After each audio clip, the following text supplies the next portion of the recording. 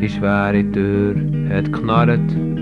Mein Vater ist hineingekommen, er ist da gestanden, wie ein Ries. Seine tiefblauen Augen haben glitzert wie Stahl und seine Stimme war wie Eis. Er hat gesagt, ich habe mit Gott geredet und mein Glauben ist stark und fest. Ich muss tun, was er verlangt. So sind wir den Berg darauf. Ich bin gesprungen, er ist gelaufen mit dem Bieli in der Hand.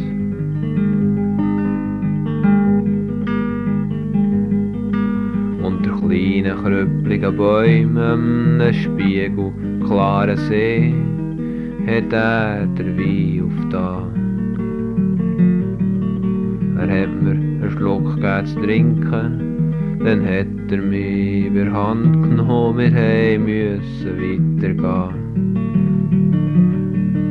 Ich glaube, ich habe einen Adler gesehen, vielleicht war es so ein Geier, ich weiss es nicht mehr.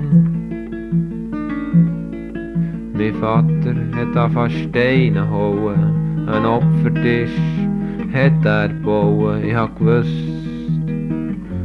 er ist für mich.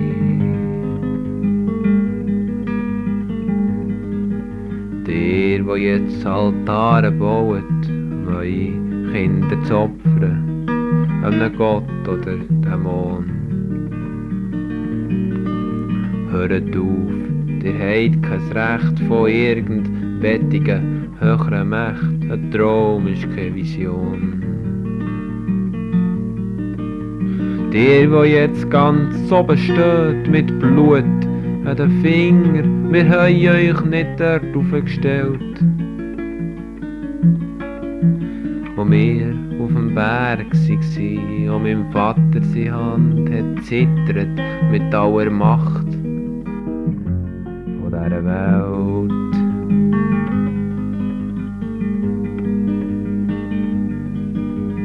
Die mich jetzt Bruder nennen, sagen, wie kann ich den Lehrer kennen, der das alles geplant hat. Wenn die Welt zerfällt in Staub und Ruß, dann töte ich euch, wenn ich muss, dann helfe ich, wenn ich kann. Wenn die Welt zerfällt in Staub und Ruß, dann helfe ich euch, wenn ich muss, dann töte ich, wenn ich kann.